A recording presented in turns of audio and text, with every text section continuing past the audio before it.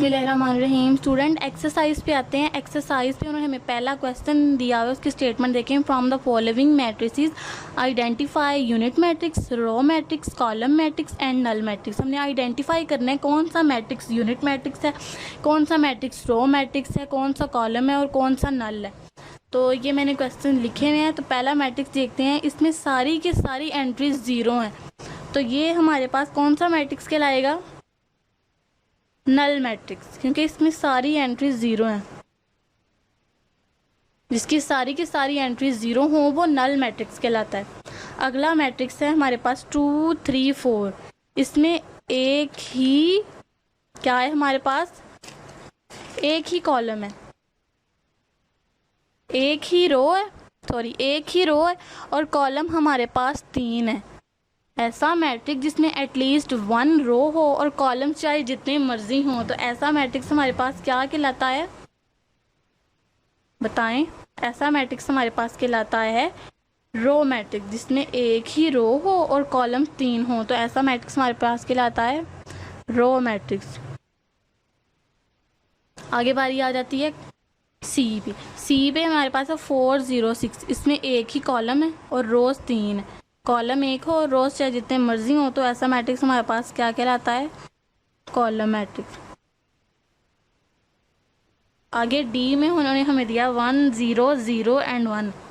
हमने अभी identity matrix की डेफिनेशन पढ़ी थी, जिसकी डायगोनल एंट्रीज 1 हो और ऑफ डायगोनल एंट्रीज 0 हो, तो ऐसा मैट्रिक्स हमारे पास क्या कहलाता है? Identity matrix. यहाँ पे हम लिख देंगे आइडेंटिटी मैट्रिक्स।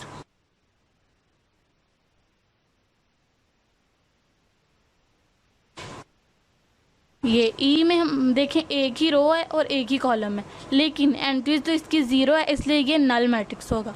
नीचे आ जाए। नीचे है हमारे पास 5 7 6। इसमें एक ही कॉलम है और रोज 3 है। एक ही कॉलम है और रोज 3 है।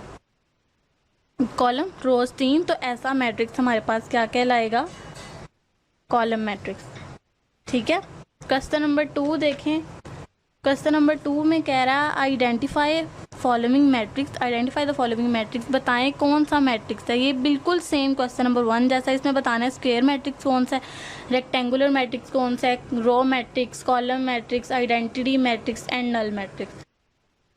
रो, कॉलम, आइडेंटिटी और नल तो ऊपर भी हमने डिस्कस कर ली। इनमें से जिसमें एक ही रो होगी वो रो मैट्रिक्स होगा, जिसमें एक ही कॉलम होगा वो कॉलम मैट्रिक्स होगा, जिसकी सारी एंट्री डायगोनल एंट्रीज 1 होंगी वो आइडेंटिटी मैट्रिक्स होगा, जिसमें number of rose number of columns के इक्वल ना हो वो हमारे पास होगा रेक्टेंगुलर मैट्रिक्स, और जिसमें number of rose number of columns के इक्वल आ जाएं वो हमारे पास होगा स्क्वायर मैट्रिक्स।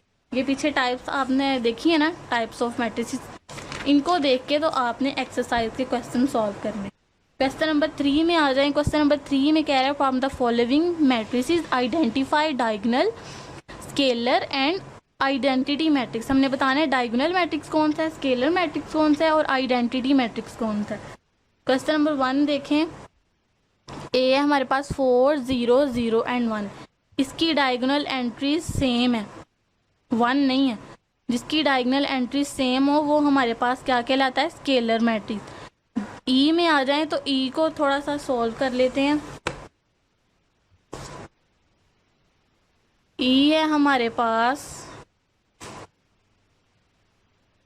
5 -3 0 0 1 +1। ठीक है।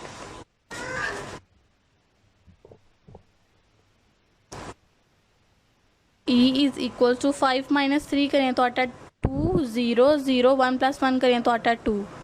इसकी डायगोनल एंट्री सेम है, तो ये भी हमारे पास स्केलर मैट्रिक्स ही कहलाएगा। देखें, ए भी स्केलर मैट्रिक्स है, ई भी स्केलर मैट्रिक्स है, सी हमारे पास आइडेंटिटी मैट्रिक्स है। ठीक है। इसी तरह आपने बाकी सारे भी करने हैं। बिल्कुल आसान है, बहुत आसान है। आप करेंगे तो आपसे हो जाएंगे। Question number 4। क्वेश्चन नंबर 4 में कह रहा है find negative of a matrix A B C D and E.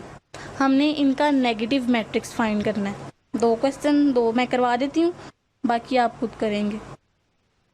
1 0 -1।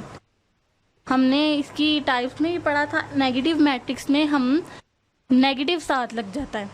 A is equals to minus A.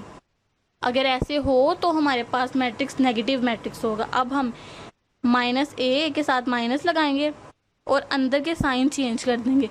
Plus वाला माइनस में हो जाएगा और माइनस वाला प्लस में हो जाएगा। तो ये हमारे पास नेगेटिव ऑफ अ मैट्रिक्स आ गया। बी पार्ट देखें इसका। बी है 3 -1 2 और 1। इसका नेगेटिव ऑफ अ मैट्रिक्स निकलेगा -3 1 -2 -1। ठीक है। ई पार्ट देखें इसका। 1 -5 2 एंड 3। इसका नेगेटिव ऑफ अ मैट्रिक्स निकलेगा -1 5 -2 एंड -3। ठीक है। नेगेटिव मैट्रिक्स निकाल लेना। ई की जगह माइनस ही, तो ये ई पॉजिटिव है, ये ई नेगेटिव है। हमने नेगेटिव मैट्रिक्स निकालना था, हम इसके साथ माइनस लगा देंगे। ठीक है। अब क्वेश्चन नंबर 5 देखें। क्वेश्चन नंबर 5 में वो कह रहे हैं find the transpose of each of the following matrices. इन सब का हमने ट्रांसपोज निकालना है। ट्रांसपोज मैंने आपको बताया था, ट्रांसपोज में हम नंबर ऑफ रोज को कॉलम में चेंज कर देते हैं और कॉलम्स को रो में चेंज कर देते हैं। क्वेश्चन नंबर 5 है हमारे पास। क्वेश्चन नंबर 1 देखें इसका। a is equals to 0 1 -2। ये क्वेश्चन है। इसमें रोज को हमने कॉलम में चेंज करना है या कॉलम्स को रो में चेंज करना है। ए के ऊपर ट्रांसपोज लगाएंगे, 0 1 -2 के ऊपर भी ट्रांसपोज लगाया। यहाँ से सॉल्व हो गया। ए के ऊपर ट्रांसपोज -ए के ऊपर भी ट्रांसपोज। ए का ट्रांसपोज हमारे पास आएगा 0 1 -2। रो थी ना ये सारी, इसको हमने कॉलम में चेंज कर दिया, तो ये हमारे पास ए का ट्रांसपोज निकल आया। नेक्स्ट क्वेश्चन है हमारे पास। ई वाला मैं करवा देती हूँ आपको। ई इज इक्वल्स टू है 2 -4 3 एंड 5। इसका हमने ट्रांसपोज निकालना है, तो ई के ऊपर हम ट्रांसपोज लगाएंगे। 2 -4 3 5 के ऊपर ट्रांसपोज लगाया, तो ई का ट्रांसपोज हमारे पास क्या आएगा? रोज को कॉलम में चेंज कर देना है, यहाँ कॉलम्स को रो में, तो ई का ट्रांसपोज इक्वल्स टू दिस। इसी तरह आपने इसके सारे पार्ट्स करने हैं। क्वेश्चन नंबर 6 पे आ जाते हैं। क्वेश्चन नंबर 6 में कह रहा है verify that if A this and B this then A का transpose is equals to A, B के ट्रांसपोज का ट्रांसपोज इक्वल्स टू बी। ये बहुत इंपॉर्टेंट क्वेश्चन है, इसको थोड़ा सा सॉल्व कर लेते हैं। ए पार्ट करवाती हूँ 6 का। इसमें ए उन्होंने हमें दिया हुआ है 1 0 2 1 और कहा हुआ है कि ए के ट्रांसपोज का ट्रांसपोज इज इक्वल्स टू ए। ए के ट्रांसपोज का ट्रांसपोज लें और आना हमारे पास वापस ए। सबसे पहले ए के ट्रांसपोज ले लेंगे 1 0 2 1।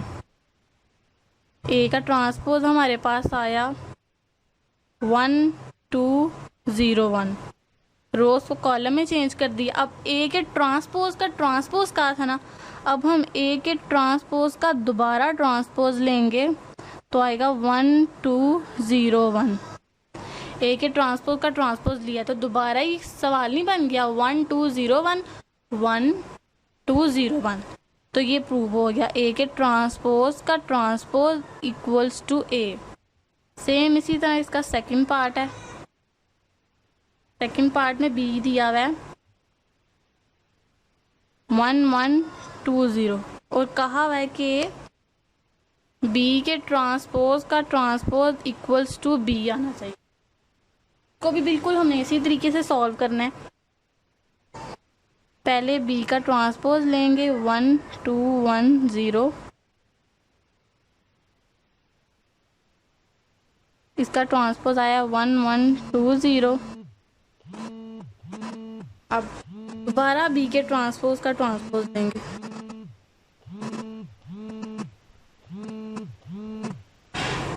बी के ट्रांसपोज का ट्रांसपोज लेंगे। बी का ट्रांसपोज हमारे पास आया था 1 1 2 0। इसका दोबारा ट्रांसपोज लेंगे बी के ट्रांसपोज का ट्रांसपोज इक्वल्स टू 1 2 1 0। तो ये फिर सवाल के बराबर ही आ गया, 1 2 1 0। सवाल था हमारे पास 1 2 1 0, इसलिए बी के ट्रांसपोज का ट्रांसपोज इक्वल्स टू बी, ये हमारे पास प्रूफ हो गया। आज हमने कर ली एक्सरसाइज 1.2। तो अब मुझे दीजिए इजाज़त, नेक्स्ट वीडियो के साथ मिलेंगे, तब तक दीजिए इजाज़त, अल्लाह हाफिज़।